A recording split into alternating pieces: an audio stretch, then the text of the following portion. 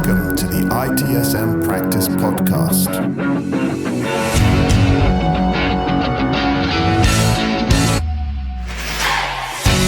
Hello, I'm Luigi Ferri and welcome back to the ITSM Practice Podcast. There is a moment I have seen again and again in fintech and financial services. A breach hits the news. Headlines erupt, customer panic, and someone in the boardroom finally asks the question nobody wanted to face. How was clear text card data even possible? Today, we talk about the answer that should have been there from the beginning. PCI point-to-point encryption, P2PE, a security discipline that doesn't wait for trust. It builds it directly into the payment flow. Because in payments, there is no second chance. You either secure data at the first millisecond of contact, or you spend years rebuilding confidence afterward. PCI P2PE is not just encryption. It is a governed, validated end-to-end protection model that turns cardholder data into indecipherable code the moment a card touches a device. That encryption follows the data until it reaches a secure decryption environment. Clear text never appears inside the merchant's world. That is the core promise.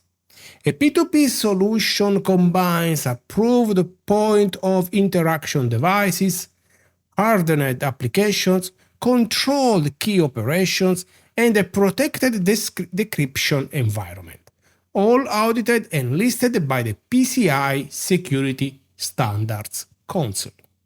It's not a product, it is a chain of custody, and every link matters. The truth is simple. Attackers go where the data is readable. With P2P, it never is.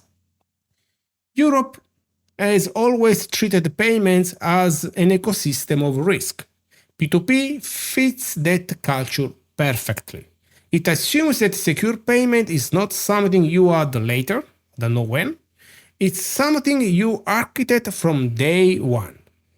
The point of interaction devices themselves must be PCI approved, tamper resistant, and equipped with shred capabilities. They encrypt immediately at the point of interaction. If clear text never enters your systems, you eliminate attack surface. The best remediation is prevention. There is a document most merchants underestimate. The P2P Instruction Manual, the PIM. It defines how devices are tracked, who is responsible, how often inspection occurs, and how inventories are updated. If the technology is the lock, the PIM is the discipline. And without discipline, even the strongest lock becomes cosmetic. I have seen environments where devices arrive, move, break, get swapped, but nothing is documented. This is not innovation, that's unmanaged risk wearing a badge. P2P eliminates the merchant's access to clear text card data, making stolen data useless and dramatically reducing breach exposure. It also changed compliance obligations.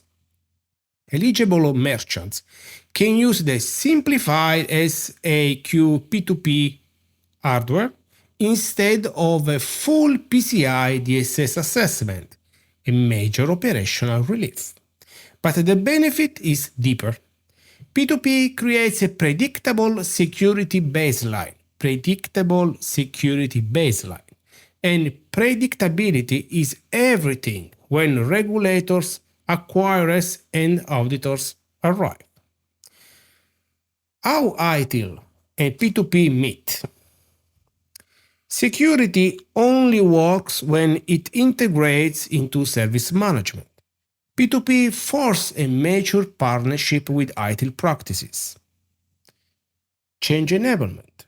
Every modification to a P2P component, a device, an application version, a key operation must be evaluated against P2P requirements. Some chains even require delta reviews under PCI rules.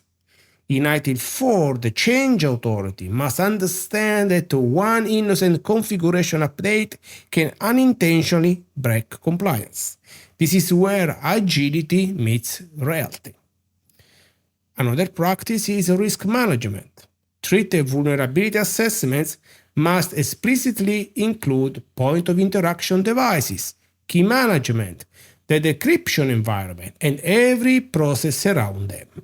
This is not optional, it is annual and required after any major architectural change. Risk is not a spreadsheet. Risk is the moment between a compromised device and the customer's lost trust. Another practice is incident management. P2P introduced new incident types: device tampering, encryption failures, key compromise, and compliance violation. Procedures must exist, escalations must be defined, and documentation must be complete. If your service desk cannot distinguish device malfunction from potential tamper event, you are not ready for payment. P2P validation is not permanent. There is an initial assessment, then annual revalidation at years 1 and 2, and a full reassessment at year 3. Products that miss these windows fall into the PCI expired listings. Expired means one thing: you can no longer rely on that solution for compliance. Organizations need continuity plans, monitoring expiration dates, maintaining relationships with multiple solution providers, preparing transition pathways before risk becomes disruption. In payments, you govern the life cycle, or the life cycle governs you. Years ago, I joined a post-incident review for a payment app. A breach had exposed thousands of cards. Their systems were modern, their teams were competent, but clear text card data had passed through a single legacy flow that no one remembered existed. So when the Chief Information Security Officer presented the findings, the Chief Enterprise Officer asked, "How did this survive our controls?" Silence. Not because no one worked hard, but because the architecture had an outgrown the governance. P2P exists to prevent that silence, to make sure that no forgotten interface, no old endpoint, no misconfigured device can expose the customer's identity. What you should take away?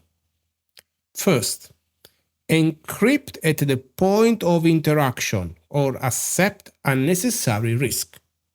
Second, treat the PIM as an operational doctrine, not documentation. 3.